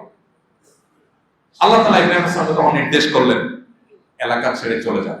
আপনি আপনার সাধ্য অনুযায়ী এলাকার মানুষকে হেদায়েতের চেষ্টা করেছেন, কপাল পোড়া তারা হেদায়েত গ্রহণ করে নাই, আপনি আপনার পরিবার নিয়ে চলে যান। তার সাথে তার ভাতিজা আরেক নবী লূত আলাইহিস সালাম ছিলেন, তাকে সাথে নিয়ে, পরিবারকে সাথে নিয়ে তিনি ইরাকের বাবেল শহর ত্যাগ করে হিজরত করলেন। কি করলেন ভাই? তার জীবনে 3টা হিজরতের কথা পাওয়া যায়। কয়টা হিজরত? এর ভিতরে একটা হিজরতের কথা পাওয়া যায় সূরা মারিয়ামের 48 নম্বর আয়াতে। আল্লাহ তাআলা বলেছেন, ওয়া তাযরিকুম মা তাদউনা মিন দুনিল্লাহি ওয়া আদউ রাব্বি। তিনি বলেন, হে আমার সম্প্রদায়, তোমরা যেহেতু আমার রবের একত্ববাদকে স্বীকার করো নাই, সমাজে অনাচার চলছে, তাই আমি সবার সাথে তাল মিলাবো না। তোমরা ভুল পথে আছো, সঠিক পথে আনার চেষ্টা করেছি, যেহেতু আসো নাই, তাহলে তোমাদেরকে ত্যাগ করলাম। যেই বন্ধু খারাপ পথে থাকবে, তাকে ভালো পথে আনার চেষ্টা করবে। ভালো পথে আনার চেষ্টা করার পরে যদি সে না শোনে, যেহেতু আমার দোস্ত, থাক, ওর সাথেই চলি না। যদি খারাপ পথ থেকে না ফিরে, তাহলে সেই বন্ধু আমার জীবনে থাকতে, আমি কি আল্লাহকে গ্রহণ করছি না তাকে গ্রহণ করছি, এটাই অ্যাসিড টেস্ট। ইব্রাহিম আলাইহিস সালাম বলেছেন, ওয়া তাযলিকুম মা তাদউনা মিন দুনিল্লাহ ওয়া আদউ রাব্বি। আমি তোমরা যে যাদের উপাসনা করো, সেই প্রতিমা, সেই তারকারাজি, সেই চন্দ্র সূর্য, সেই সমস্ত সৃষ্টি যেগুলো আল্লাহ বানাইছেন, সেগুলোকে তোমরা পূজা করছো, আমি সেগুলোকে ত্যাগ করছি, তোমাদেরকেও ত্যাগ করছি। এই এলাকা ত্যাগ করে তিনি চলে গেলেন। প্রথম হিজরত তিনি করলেন তার স্ত্রী সারা সহ এবং ভাতিজা লূত আলাইহিস সালামকে সাথে নিয়ে শামে, মানে তখনকার শাম, আজকের সিরিয়া, ফিলিস্তিন, তারপরে জর্ডান, এই পুরো অঞ্চল জুড়ে ছিল কি দেশ? শাম দেশ, যেটা বৃহত্তর সিরিয়া বলা যেতে পারে, সেখানে। এরপরে দ্বিতীয় হিজরতের কথা আল্লাহ তাআলা সূরা আনকাবুতের 26 নম্বর আয়াতে বলেছেন, ওয়া ক্বালা ইন্নী মুহাজিরুন ইলা রাব্বি। সেখানে ভয়াবহ দুর্ভিক্ষ দেখা দিয়েছে শাম দেশে। আল্লাহ তাআলা তখন নির্দেশ করলেন, আপনি মিশরে ফ্যামিলি নিয়ে যান। তখন তিনি আল্লাহ নির্দেশে আবার মিশরে গেলেন। দ্বিতীয় হিজরত হলো। মিশরে অনেক ঘটনা ঘটেছে, আমি সেদিকে আর না যাই। আল্লাহর কুদরতের প্রকাশ সেখানে ঘটেছে। 3 নম্বর, তৃতীয় দফা, আল্লাহ তাআলা তাকে নির্দেশ করেছেন তার স্ত্রী হাজারকে এবং ইসমাইল, দুধের শিশু ইসমাইলকে নিয়ে কোথায় যাওয়ার জন্য? মক্কা যাওয়ার জন্য। এই যে মক্কা যাওয়ার জন্য বলেছেন, সেটা হলো তৃতীয় হিজরত। তাহলে ইরাকের বাবেল থেকে শাম দেশ, সেখান থেকে মিশর, তারপরে তিনটা হিজরত তার জীবনে ছিল। এতগুলো ত্যাগ জীবনে করা লাগছে, এখান থেকে ওখানে আল্লাহ নির্দেশ পালন কখনো পিছপা। তার জীবনে কঠিন কঠিন পরীক্ষা আসছে ভাই। তার পরীক্ষাগুলো এত কঠিন ছিল, আল্লাহ বলেছেন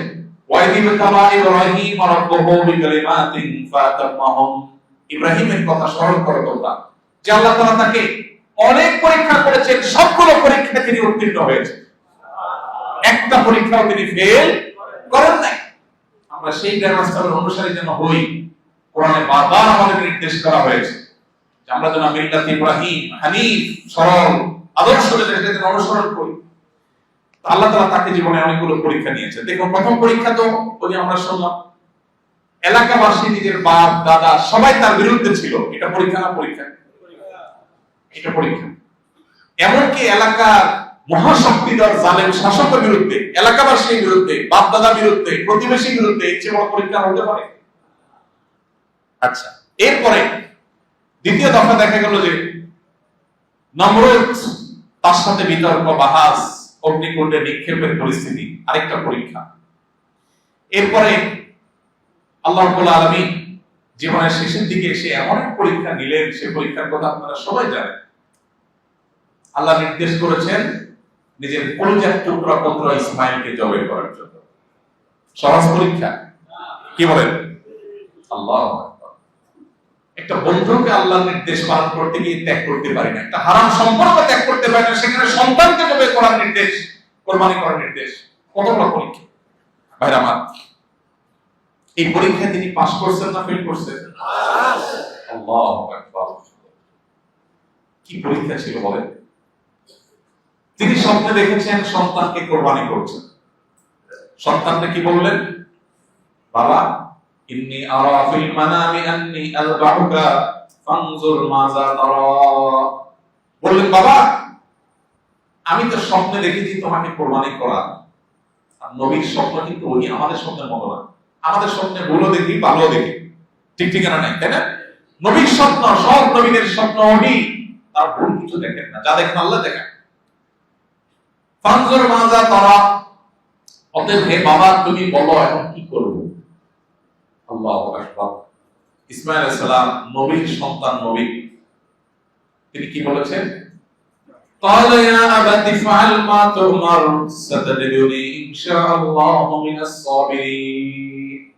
বললেন, বাবা, আল্লাহ আপনাকে যে নির্দেশ করেছেন নির্দ্বিধায় নিশ্চিন্তে সেটা বাস্তবায়ন করেন, আমি আপনার সন্তান হিসাবে সর্বোচ্চ ধৈর্য ধারণ করব। যেমন বাপ তেমন ছেলে। বাকি হইল মা। মা অনুমতি দেয় কিনা? দিছে না বাধা দিছে? আল্লাহু আকবার। এই জন্য কিয়ামত পর্যন্ত সকল পরিণত বয়সের পুরুষদের জন্য আল্লাহর আদেশকে কিভাবে মাথা পেতে নিতে হয়, যদি সেটা নিজের মনের বিরুদ্ধে হয়, তার জন্য সবচেয়ে বড় শিক্ষার নাম হলো ইব্রাহিম আলাইহিস সালাম। গোটা পৃথিবীর মাতৃ জাতির জন্য, মায়ের জাতির জন্য, মায়েদের জন্য, বোনদের জন্য আল্লাহর আদেশের সামনে কিভাবে নিজের কলিজার টুকরাকেও কোরবান করতে হয়, তার জন্য সবচেয়ে উত্তম আদর্শের নাম হলো ইব্রাহিম আলাইহিস সালামের স্ত্রী হাজার। এরপরে আসেন গোটা পৃথিবীর তরুণদের জন্য, যুবকদের জন্য আল্লাহর পক্ষ থেকে আল্লাহর আদেশের সামনে কিভাবে অবিচল থাকতে হয়, নিজের সবচেয়ে প্রিয় জিনিসটাকে কিভাবে ত্যাগ করতে হয়, তার সবচেয়ে বড় শিক্ষা তরুণদের জন্য রেখে গেছে কে? ইসমাঈল আলাইহিস সালাম।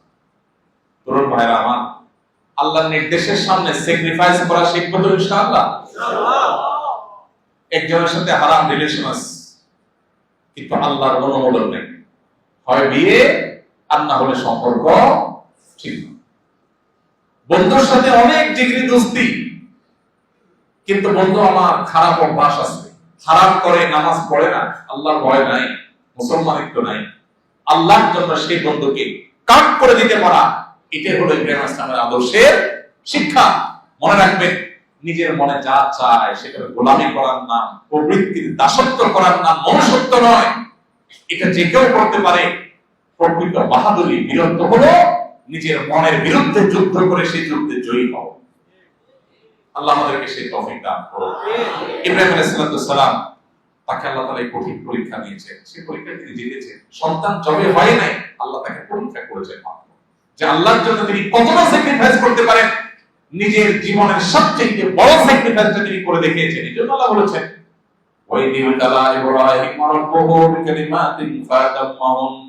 আল্লাহ যত পরীক্ষা তার কাছ থেকে নিয়েছেন সবগুলোতে তিনি পাস করেছেন। এরপরে তার জীবনে আরেকটা পরীক্ষা ছিল, ওই যে আগুনে নিক্ষেপ, যেটা আমরা একটু আগে শুনলাম। আরেকটা পরীক্ষা ছিল, মিশরে যখন হিজরত করে গেছেন সেখানে জালেম শাসক তার স্ত্রীকে আটক করেছে এবং তার হারাম লিপ্সা পূরণ করার দুঃসাহস দেখিয়েছে। তিনি সেখানে অটল ছিলেন, অবিচল ছিলেন, ভয় পায় যান নাই, শক্ত হাতে সেটা দমন করেছে এবং আল্লাহ হেফাজত করেছে, তার মুজিজা আল্লাহ প্রকাশ করেছে। এরপর জীবনের আরেকটা কঠিন পরীক্ষা এর মাঝে হয়েছে, সেটা হলো পরিবারকে জনমানব শূন্য মক্কার শূন্য উপত্যকায় রেখে আসা। আল্লাহর নির্দেশটা মানাটা সহজ ছিল না, কঠিন ছিল, কিন্তু সেই নির্দেশটা তিনি পালন করেছেন না করেন নাই? এমনি এমনি আল্লাহর খলিল হন নাই, এমনি এমনি আল্লাহর বন্ধু হন নাই। অনেক পরীক্ষা দিয়ে, অনেক অ্যাসিড টেস্ট পার হয়ে তারপর তিনি আল্লাহর খলিল হয়েছে। আল্লাহ রাব্বুল আলামিনের সামনে ভাই আমাদের যেতে হবে। আমরা সবাই আল্লাহর কাছে চলে যাব। ইব্রাহিম আলাইহিস সালাম আল্লাহর কাছে চলে গেছেন, আমাদেরকেও যেতে হবে। এই পৃথিবীতে আমরা কেউ থাকবো না ভাই। শিক্ষিত যে তাকেও যেতে হবে, অশিক্ষিত যে তাকেও, ব্যবসায়ী যে তাকেও যেতে হবে, গরিব যে তাকেও। ভাইরা আমার, সবাইকে আল্লাহর সামনে যেতে হবে। আল্লাহর ইবাদত, আল্লাহর দাসত্ব করে যেতে পারাটাই হলো সার্থকতা, জান্নাত প্রাপ্তির নিশ্চয়তা। আর আল্লাহর দাসত্ব না করে প্রবৃত্তির গোলামি করা, দুনিয়ার জাকজমক আর চাকচিক্য দেখে এগুলোর পেছনে গিয়ে আল্লাহকে ভুলে যাওয়া, এই গাফলতের জীবনটা হলো ঐশ্বর্যের জীবন, জাহান্নামের জীবন। আল্লাহ তাআলা নবী রাসূলের জীবন থেকে আমাদেরকে আল্লাহর আনুগত্যের জীবনকে বাছাই করে নেওয়া, অনুসরণ করার তৌফিক দান করুন। ইব্রাহিম আলাইহিস সালামের সন্তান সন্ততি কতজন ছিলেন সে সম্পর্কে অনেকে বলেছেন 4 জন ছিলেন। তাদের মধ্যে ইসমাঈল আলাইহিস সালাম, ইসহাক আলাইহিস সালাম ছিলেন এবং এর বাইরেও আরো 2 জন সন্তান তাদের ছিলেন। ইব্রাহিম আলাইহিস সালাম সম্পর্কে ওই যে আমরা বলছিলাম তিনি আবুল আম্বিয়া, সব নবীদের বাপ। কিভাবে সব নবীদের বাপ ছিলেন? ইব্রাহিম আলাইহিস সালামের ছেলের নাম ছিল, 2 ছেলের মধ্যে এক ছেলে ইসমাঈল, আর এক ছেলের নাম ছিল কি? ইসহাক। ইসহাক আলাইহিস সালাম তিনিও নবী ছিলেন, ইসমাঈল নবী ছিলেন। ইসহাক আলাইহিস সালামের ছেলের নাম ছিল কি? ইয়াকুব আলাইহিস সালাম। ইয়াকুব আলাইহিস সালামের উপাধি, টাইটেল ছিল ইসরাইল। ইসরাইল মানে কি? আল্লাহর বান্দা। সেই ভাষায় ইসরাইলের মানে কি ছিল? আল্লাহর বান্দা, মানে আব্দুল্লাহ। তো ইব্রাহিম আলাইহিস সালামের নাতি ইয়াকুব আলাইহিস সালাম তিনি ছিলেন ইসরাইল। তার বংশে যত মানুষ আসছে, যত নবী রাসূল আসছে, যত লোক আসছে, তাদের সবাইকে বলা হয় বনি ইসরাইল। কি বলা হয়? বনি ইসরাইল, মানে ইসরাইলের বংশধর, ইসলামের সন্তান সন্ততি। তাহলে বনি ইসরাইলের নবী রাসূল তো অগণিত আসছে। তাহলে ইব্রাহিম আলাইহিস সালামের 2 ছেলে ইসমাঈল এবং ইসহাক। ইসহাক আলাইহিস সালামের ঘরে ইয়াকুব আলাইহিস সালাম আসছেন, তার ঘরে হলো ইহুদিদের সমস্ত নবী রাসূল, এমনকি ঈসা আলাইহিস সালামও সেই বংশেই এসেছেন। আর ইসমাঈল আলাইহিস সালামের বংশে একজন নবী শুধু এসেছেন, তার নাম হলো মুহাম্মদ মুস্তাফা সাল্লাল্লাহু আলাইহি ওয়াসাল্লাম। তাহলে সমস্ত নবী রাসূলদের গোড়া যেহেতু ইব্রাহিম আলাইহিস সালাম, সেজন্য তাকে বলা হয় আবুল আম্বিয়া বা নবীদের। ইব্রাহিম আলাইহিস সালামের বৃদ্ধ বয়সে আল্লাহ তাআলা একটা অলৌকিকতা দেখাইছেন তাকে। কোরআনে আপনারা বারবার এই আয়াতগুলো শুনেন, অনেক অর্থ বোঝেন নিশ্চয়ই। আল্লাহ রাব্বুল আলামিন বৃদ্ধ বয়সে তাকে একটা সুসংবাদ দিয়েছেন। তার বয়স যখন সম্ভবত 80, সেই বয়সে সন্তান হওয়ার কোনো সম্ভাবনা নাই। ওই বয়সে আল্লাহ তাআলা তাকে ইসহাক নামক পুত্র হবে সেই সুসংবাদ দিয়েছেন। আল্লাহ তাআলা দেখিয়েছেন আল্লাহ সবকিছুই পারেন। যদিও ফেরেশতারা আসছিল অন্য বিষয় নিয়ে। লূত আলাইহিস সালাম যে 3টা ভাতিজা ছিল, তিনিও নবী ছিলেন। তার অনুসারী লোকেরা সমকামিতায় লিপ্ত হয়েছে। আজকের পৃথিবী যেটাকে প্রতিষ্ঠা করার জন্য উঠে পড়ে লেগেছে। আজকে যে বিকৃতিকে সমাজে গেলাবার জন্য অ্যাগ্রেসিভলি পুশ করার চেষ্টা করা হচ্ছে, সমাজে অনেক ভালো জিনিসকে এভাবে প্রতিষ্ঠার চেষ্টা করা হয় না যেভাবে সমকামিতাকে প্রতিষ্ঠা করার নোংরা চেষ্টা করা হচ্ছে। পশ্চিমা পৃথিবীগুলো যদি আপনি চলে যান, পশ্চিমা পৃথিবীর দেশগুলো যদি আপনি চলে যান, সেখানে দেখবেন যে স্কুল কলেজে সমস্ত জায়গায় মানুষকে খাওয়া পড়া যেভাবে শেখানো হয়, সমকামিতা এটা নাউজুবিল্লাহ কোনো দোষের কিছু না, স্বাভাবিক, এটা বোঝাবার চেষ্টা করা হয়। কেন করা হয় এই দীর্ঘ আলোচনা আছে ভাই। যৌন বিকৃতির মাধ্যমে তাদের লাভটা কি এটা নিয়ে অনেক আলোচনা আছে, সেদিকে যাওয়ার সুযোগ সময় নাই। আমরা শুধু এটুকু বলতে চাই, আমাদের দেশে আমাদের প্রচলিত আইনে সমকামিতায় লিপ্ত হলে কারাদণ্ডের শাস্তির কথা বলা আছে, এটা অপরাধ, বেআইনি। বাংলাদেশে যত ধর্মের মানুষ বসবাস করে, মুসলমান, হিন্দু, খ্রিস্টান, বৌদ্ধ, সব ধর্ম মতে এটা নিষিদ্ধ। তাহলে দেশের সব ধর্মে এদেশের আইনে যেটা নিষিদ্ধ, সেটাকে এদেশের কিছু এনজিও, কিছু তথাকথিত সুশীল সমাজ, তথাকথিত রাজনীতিবিদ, তথাকথিত গণমাধ্যম কর্মী পরিচয় দিয়ে কিছু মানুষ এই সমকামিতাকে সমাজে এস্টাবলিশ করার চেষ্টা করছে। এরা এই সমাজের শত্রু, এরা আগামী প্রজন্মের শত্রু। সমকামিতা যদি প্রতিষ্ঠা হয় কি হতে পারে পশ্চিমাদের দিকে তাকালে বুঝতে পারবে। পশ্চিমা পৃথিবীতে বহু দেশে অভিভাবকরা রাস্তায় নেমেছে এগুলোর বিরুদ্ধে। ভাইরা আমার, কেন?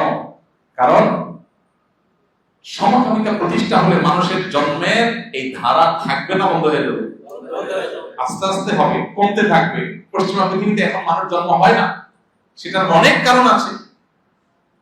তো মানবতার জন্য ধ্বংসাত্মক এই বিকৃত মানুষের যেটা মানসিক রোগ বা বিকৃতি, সেটাকে অধিকারের নাম দিয়ে কোনোটি এস্টাবলিশ করা হচ্ছে। এখন বাংলাদেশে যেটা বহুদিন চেষ্টা করছে, কোনোভাবে যখন পারে না গিলাইতে, এখন ওটার নাম একটু ঘুরাই দিছে, এখন বলে ট্রান্সজেন্ডার। এখন বলে কি ট্রান্সজেন্ডার। ট্রান্সজেন্ডার কি? একজন পুরুষ, তিনি বললো না আমার নিজেকে মহিলা মনে হয়, মহিলা ঘোষণা করলাম, মহিলা হয়ে গেল। আর একজন মহিলা নিজেকে পুরুষ মনে হয়, সে পুরুষ হয়ে গেল। মানসিক রোগ থাকলে তার ট্রিটমেন্ট হবে, কাউন্সিলিং হবে, সে সুস্থ হবে। সেটা না করে একজন পুরুষ যদি না আমি নিজের মহিলা মনে হয়, তাহলে সে মহিলা। আচ্ছা, তাকে যদি মহিলা ঘোষণা করা হয় অফিসিয়ালি, তাহলে সে তো আসলে পুরুষ। এখন তো মহিলা অফিসিয়ালি হয়ে গেল, সে যদি বলছে আমার মহিলা মনে হয়, এখন তার বিয়ে কার সাথে হবে, পুরুষের সাথে না মহিলার সাথে? যেহেতু অফিসিয়ালি মহিলা ঘোষণা হয়ে গেছে, তাহলে এখন বিয়ে কার সাথে হবে? পুরুষের সাথে। আর আসলে সে ছিল একটা আস্ত বেড়া, তাহলে এখন আরেকটা পুরুষের সাথে বিয়ে হলে তখন কি হলো? সমকামিতা হলো। কি হলো? কিভাবে ট্রান্সজেন্ডার মতবাদের মাধ্যমে সমকামিতাকে সমাজে প্রতিষ্ঠা করছে শয়তানরা, এটা আমরা অনেকে আছো করতে। এই যে জুলাই আন্দোলনে যারা মারা গেছে, আহত হয়েছে, তাদের যে তালিকা করার জন্য সরকারিভাবে স্বাস্থ্য মন্ত্রণালয় থেকে যে ওয়েবসাইটে যে লিংক দেওয়া হয়েছে, ওখানে পর্যন্ত ড্রপ ডাউনে দেখা যায় যে মেল, ফিমেল, আর 3 নম্বর আরেকটা কি, এই চিন্তা করেন কয়টা ট্রান্সজেন্ডার মরছে। এগুলো আগাম করে কোন পায় না, এরা আবার দেশের জন্য লড়বে। তাহলে এই সমকামিতাকে প্রতিষ্ঠা করার চেষ্টা করা হচ্ছে। লূত আলাইহিস সালামের জাতিকে আল্লাহ ধ্বংস করেছেন, তার নিদর্শন এখনো পৃথিবীতে আছে। কেউ জর্ডানে গিয়ে দেখতে পারে কিভাবে তাদেরকে আল্লাহর গজব ধ্বংস করেছে, আল্লাহ রেখে দিয়েছেন সেগুলোকে। ভাইরা আমার, লূত আলাইহিস সালামের জাতির উপরে আযাব নিয়ে যখন ফেরেশতারা আসছেন, ইব্রাহিম আলাইহিস বাড়িতে আগে গেছে, তিনি মনে করছেন তারা মানুষের আকৃতি ধরে আসছে, তিনি মনে করছেন মেহমান আসছে, তাড়াতাড়ি করে ছাগল টাগল ঘোড়া করে সামনে আসছে। এরপর দেখে খায় না, বলে মেহমানরা খান না কেন? ওনারা বলেন আমরা তো মানুষ না, মানুষ খায়, আমরা ফেরেশতা আল্লাহ পাঠিয়েছেন, আমরা খাই না, খানা লাগে না আমাদের, আপনারা খান। কেন আসছেন? আপনার ভাতিজা লূতের জাতি যে সমকামিতা লিপ্ত হয়েছে, ওদেরকে গজবে ধ্বংস করার জন্য আল্লাহ পাঠিয়েছেন। তখন ইব্রাহিম ইসলামকে প্রসঙ্গত সুসংবাদ দিলেন, আরেকটা সুসংবাদ আপনার জন্য আছে, সেটা হলো আল্লাহ আপনাকে বার্ধক্য বয়সে একটা সন্তান দিবেন এবং তার নাম হবে ইসহাক। তো আল্লাহ তাআলা ইব্রাহিম ইসলামকে সেটা দিয়েছেন। তার গুণাবলী কি ছিল আমরা শেষ করব, সময় অনেক হয়ে গেছে। ইব্রাহিম ইসলামের গুণাবলী তো বলে শেষ করার কঠিন। একটা ছিল হলো ধীরস্থিরতা, শান্ত মেজাজের, এই জন্য তিনি সফল হয়েছেন সব ক্ষেত্রে। দেখেন, মাথা গরম করেননি, এলাকাবাসী এত হটকারিতা করছে, এত বাড়াবাড়ি করছে, তিনি পাল্টা বলেন নাই যে তোমাদেরকে আমি শেষ করে ফেলবো। এই জন্য দাওয়াতের কাজ যারা করে তারা কি হতে হবে? শান্তশিষ্ট এবং সবরকারী হতে হবে। দ্বিতীয়ত, সন্তান হিসাবে যেমন আদর্শ ছিলেন, বাবা হিসাবে যেমন আদর্শ ছিলেন, সন্তান হিসাবে নিজের বাবা এত উল্টাপাল্টা করেছে, তারপরে বলতেন ইয়া আবাদিনা, আমার প্রিয় বাবা। অর্থাৎ বাবার প্রতি অশ্রদ্ধা কখনো করতেন না। আজকাল তো ছেলেপেলেরা নিজের মনের একটি বিরুদ্ধে গেলে বাবার সাথে চোখ উল্টায় কথা বলে। আবার সন্তানের জন্য তিনি আদর্শ পিতা ছিলেন। তার সন্তানদের তিনি দ্বীন শিখিয়েছেন, ঈমান শিখিয়েছেন, স্যাক্রিফাইস শিখিয়েছেন, কোরবানি শিখিয়েছেন। ইসমাঈল ইসলামকে কিরকম ঈমান শিখিয়েছেন যে আল্লাহর রাহে কোরবানি হতে তিনি প্রস্তুত ছিলেন। আমরা তো আজকাল পোলাপানকে শুধু ভোগ শিখাই। আমি সবসময় বলি ভাইরা, বাচ্চাদেরকে আল্লাহর ওয়াস্তে ভোগ শিখাবেন না, ত্যাগ শিখাবেন। কি শিখাবেন? ত্যাগ। ভোগ করার জন্য কোনো যোগ্যতা লাগে না, ত্যাগের জন্য কি লাগে? যোগ্যতা। ভোগ ফকিরের ছেলে মেয়েও করতে পারে, গরিবের ছেলে মেয়েও। ত্যাগ সবাই পারে। সন্তানদের কষ্ট সহিষ্ণু শিখাবেন, শুধু আরাম শিখাবেন না। আরাম শিখাইলে সবসময় সে আরাম পাবে না, একসময় বেরাম পাবে, তখন কিন্তু সে টিকতে পারবে না। এই জন্য পোলাপানরে স্যাক্রিফাইস শিখাবেন, কষ্ট সহিষ্ণু শিখাবেন। ইব্রাহিম আলাইহিস সালাম সেই কাজটা করতেন। ৩ নম্বর, তার মধ্যে দৃঢ় বিশ্বাস ছিল, ইয়াকিন ছিল।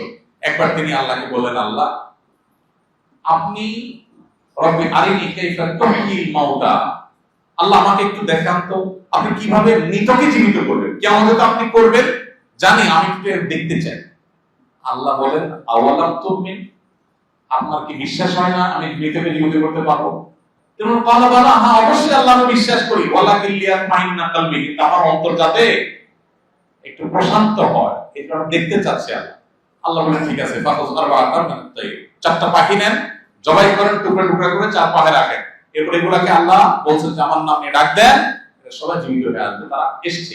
আল্লাহর কুদরতের প্রকাশ আল্লাহ তার কাছে ঘটিয়েছে। ভাইরা আমার, ইব্রাহিম আলাইহিস সালামকে এর মাধ্যমে আল্লাহ তাআলা দৃঢ় ঈমানওয়ালা বানিয়েছেন। তার ঈমানের শক্তি ছিল অনেক সবল এবং শক্তিশালী। তার বাহাদুরি, বীরত্ব ছিল অনেক বেশি, সবর ছিল অনেক বেশি। তার তাওয়াক্কুল ছিল আল্লাহর প্রতি অনেক বেশি। এইজন্য অগ্নিকুণ্ডে নিক্ষেপ হওয়ার সময় বলেছেন আল্লাহ আমার জন্য যথেষ্ট। তার হিকমত এবং ধৈর্য ছিল অসীম। তাকে আল্লাহ বলেছেন তিনি হানিফ ছিলেন, তার আদর্শ ছিল সরল সঠিক। এজন্য বলেছেন ওয়াকালু কুনু হুদান ওয়া নাসারা তাহতাদু কুল বাল মিল্লাতা ইব্রাহিম হানিফা মুসলিমা ওয়া মা কানা মিনাল মুশরিকিন। আল্লাহ আমাদেরকে নির্দেশ করেছেন, ইহুদি খ্রিস্টান সবাইকে নির্দেশ করেছেন যে ইব্রাহিমের ধর্ম এবং আদর্শ অনুসরণ করবা, যেটা সরল সঠিক, ইসলামের দিকে গেছে, তাওহীদের দিকে গেছে, সেটা শিরক থেকে মুক্ত। আল্লাহ তাআলা তাকে বলেছেন তিনি ধৈর্যশীল ছিলেন, আল্লাহর দিকে ধাবমান ছিলেন, দুনিয়ামুখী ছিলেন না। খাই খাই আমরা যেরকম করি এরকম ছিলেন না, তিনি আল্লাহমুখী ছিলেন। আল্লাহ বলেছেন ইন্না ইব্রাহিম লাআওয়াহুন হালিম। ইব্রাহিম আল্লাহর দিকে ধাবমান ছিলেন এবং হালিম ছিলেন, চরম ধৈর্যশীল ছিলেন। তিনি ছিলেন সুস্থ অন্তরের অধিকারী। তার মনে কোনো বক্রতা ছিল না, দুই নম্বরই ছিল না, মুনাফিকি ছিল না, শিরক ছিল না, পবিত্র ছিল তার অন্তর। এজন্য আল্লাহ বলেছেন ইজ্জা রাব্বাহু বিকলবিন সালিম। ইব্রাহিম যখন তার রবের কাছে এসেছে, পরিচ্ছন্ন অন্তর নিয়ে এসেছে। আল্লাহ কোরআনে বলেছেন ইয়াউমা লা ইয়ানফাউ মালুন ওয়ালা বানুন ইল্লা মান আতাল্লাহা বিকলবিন সালিম। কিয়ামতের দিন আল্লাহর কাছে যদি কেউ সুস্থ অন্তর নিয়ে যায়, যে অন্তরে হিংসা নাই, দুনিয়ার মোহ নাই, খারাপ জিনিস নাই, সে নাজাত পাবে। সন্তান সম্পদ মানুষকে নাজাত দিতে পারে না। সালাম সম্পর্কে আল্লাহ আরো সার্টিফিকেট দিয়েছেন, তিনি মেহমান নওয়াজ ছিলেন। এক হাদিসে আছে নবী সাল্লাল্লাহু আলাইহি ওয়াসাল্লাম জিজ্ঞাসা করেছেন ফেরেশতাকে, আল্লাহ তাআলা ইব্রাহিমকে খলিল হিসেবে কেন ঘোষণা করেছেন?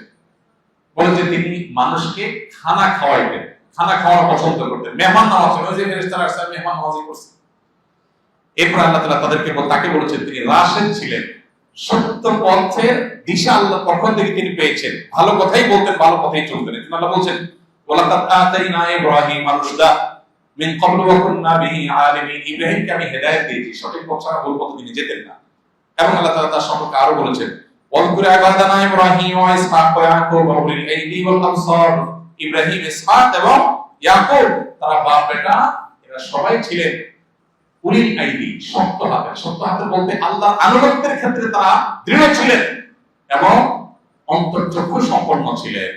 আল্লাহ তাআলা তার বৈশিষ্ট্য বলতে গিয়ে আরো বলেছেন তিনি সত্যবাদী ছিলেন। ওয়াজকুর ফিল কিতাব ইব্রাহিম ইন্নাহু কানা সিদ্দীকান নাবিয়্যা।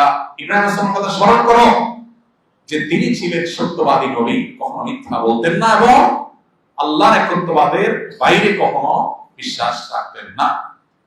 ওয়া ইন্নাহু ফিল আখিরাতি লামিনাস সালিহিন। আল্লাহ বলেছেন আখিরাতে নেককারদের অন্তর্ভুক্ত হবে। ভাইরা, ইব্রাহিম আলাইহিস সালাম সম্পর্কে আসলে কথা আমি যেটা বলেছি 2-4-5 ঘন্টা বলে শেষ করা যাবে না। আমরা শেষ করি।